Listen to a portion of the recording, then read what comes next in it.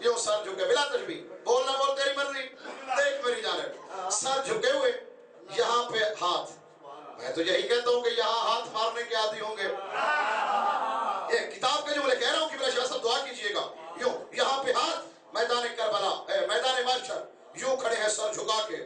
آواز قدرت ہے کہ فرشتو کیا کر رہے ہو؟ بات ختم کرو. کون ہے یہ؟ پالنے والے گناہگار ہیں، نامہ اعمال چیک کیے ہیں، بالکل صاف، کچھ نہیں. عدل اب یہی ہے کہ لے جاؤ جہنم. آواز قدرت ہے پھر ٹھہرے کیوں ہو؟ لے جاؤ پکڑ کے. کہنے والا تیرا امام، یا امام کا فرمان جھوٹا کر کے کافر بنو، یا پھر اپنے آئینے دل کو صاف کرو.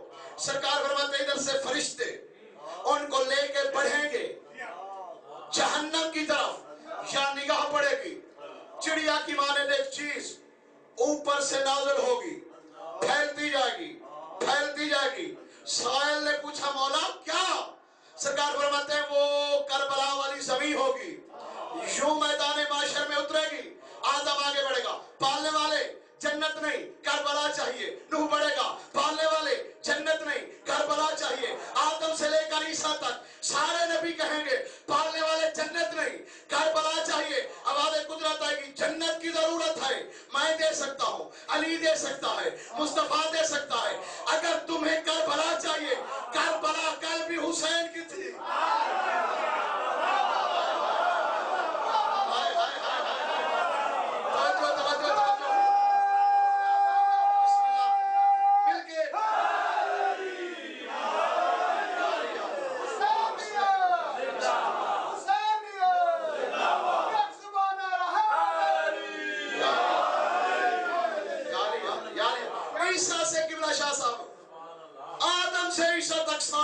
ہمیں کربلا چاہیے. آواز قدرت ہے کہ کربلا کل بھی حسین کی تھی، کربلا آج بھی حسین کی ہے.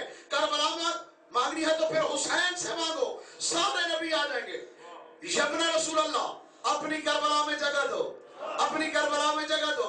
میرا حسین مسکرا کے کہے گا آدم تجھے جنت نہیں کربلا چاہیے، عیسیٰ تمہیں جنت نہیں کربلا چاہیے. ہاں مولا کربلا میں تھوڑی سی جگہ چاہیے. اس وقت زہرا کا بیٹا مسکرا کے کہے گا اپنی ساری نیکیاں دے کر میرے ماننے والے تم بخشوا لو.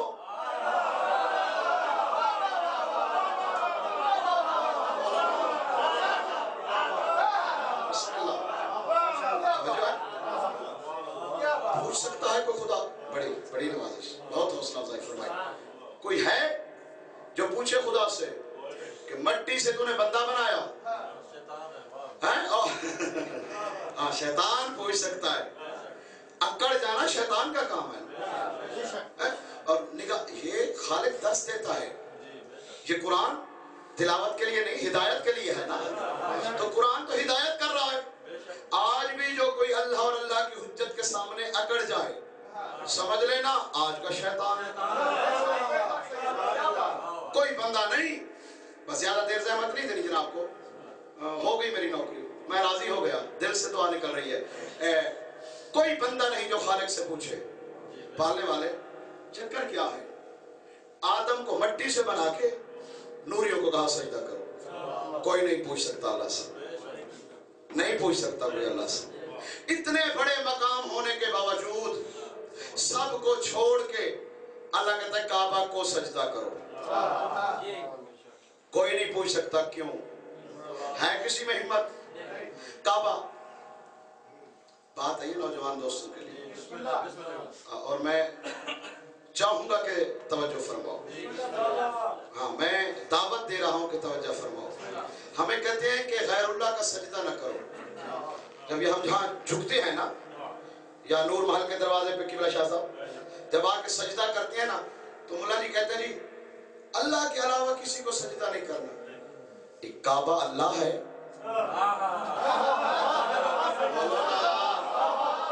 بولو نا، کعبہ اللہ ہے. تو فوراً کہتا ہے ہم کعبے کا سجدہ نہیں کرتے، سجدہ ہم اللہ کا کرتے ہیں. اور بدبخت ہم بھی ایسے کرتے ہیں. बारीक सी बात थी, मैंने कर दी। हम भी नहीं, क्यों हुक्म है, क्यों जोर दिया जा रहा है? तकरीरें हो रही है टीवी पे, चैनलों पे, इंटरनेट पे, तबलीग की जा रही है कि कोई बंदा घर नमाज न पढ़े जी, नमाज जमात के साथ पढ़ो। कभी उसका कंधा हिलाओ भाई, क्यों पढ़े?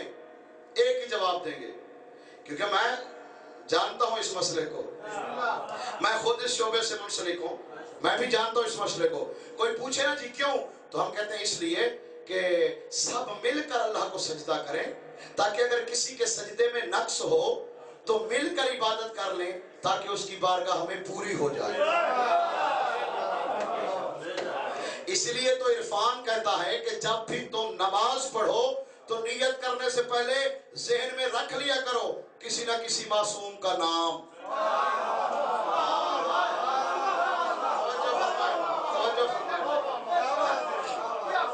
मैं तो प्यार की बातें कर रहा हूँ जनाब से, हाँ, वगरना अशरफ पढ़ के कोई बंदा इतना जोर नहीं लगाता। अब घर जाने के मौसम से फिर आपकी मोहब्बत और मेरी नौकरी कबूल करते रहना और दुआ भी करते रहना। इसलिए इरफान कहता है, मार्फत कहती है, नमाज पढ़ने से पहले ज़हन में रख लिया करो किसी एक मासूम का नाम, कि मेरी नमाज उसके पीछे है। मुल्ला जी क्यों कहा? इसलिए मौलवी साहब पढ़ रहे हैं, 8, 10, 15 सारे इकट्ठे होकर उसके पीछे खड़े हो जाओ, ताकि तुम 10-15 का सजदा मौलवी साहब के सजदे के साथ मिल जाए। सजदा किसको? काबा को करता है, काबा भी किसी को सजदा करता है। बोले ना, दुआ देना मुझे। काबा भी बताऊं किसको करता है? काबा करता है बैतुल मामूर को सजदा, जो काबा के बिल्कुल ऊपर है। तवज्जो है ना, बात सुनी हुई है ना? तो फिर बोले ना मेरे साथ, काबा के बिल्कुल ऊपर बैतुल मामूर है, वहां बैतुल मामूर है और काबा जैसा है। काबा सजदा करता है बैतुल मामूर को, बैतुल मामूर भी किसी को सजदा करता है। अब मैं सजदा लेके चला हूं तो कहीं ना कहीं तो सजदा करना है ना, तो फिर तवज्जो फरमाए, तो मिलकर किसी जगह पे सजदा इकट्ठे कर लें। बैतुल मामूर भी सजदा करता है।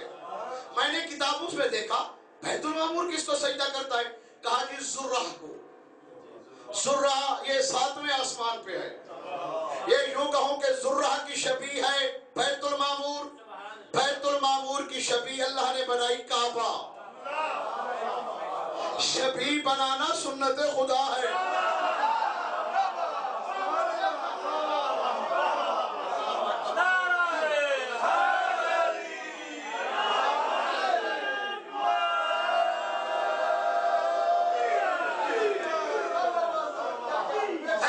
अल्लाह ने ज़ुर्हा पहले बनाया, ज़ुर्हा के बाद उसकी शबी बैतुल मामूर, बैतुल मामूर की शबी काबा। तो हम शबी बना के बिदअत नहीं कर रहे। पिछले साल की भी मजलिस मेरे नौजवानों के ज़हन में होती तो पता नहीं कितनी दुआ देते मुझे।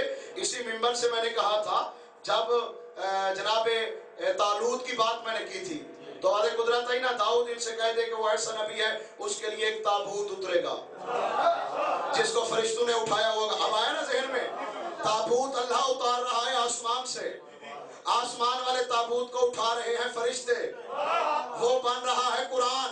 जमीन पर अगर मैं ताबूत उठाऊं तो बिदअत क्यों हो जाता है? काबा बैतुल मामूर की शबी। हम शिरा साहब, हम सजदा काबा को, हमारे सजदों समेत काबा सजदा करता है बैतुल मामूर को, बैतुल मामूर सजदा करता है ज़ुर्हा को, ज़ुर्हा सजदा करता है अर्श को। राज की बात है, मौला गवाह है, अर्श भी सजदा करता है। नौजवान थके हुए ना होते हैं, अर्श भी, यानी यूं समझो ना कि हम सब मिलके, हमारा पेश इमाम हमारे सारे सजदे भेज देता है काबा को, काबा सारे सजदे इकट्ठे कर लेता है, फिर खुद सजदा करता है अपना सजदा मिला के, ताकि हमारे सजदों की कमी दूर हो जाए। वो सजदा करता है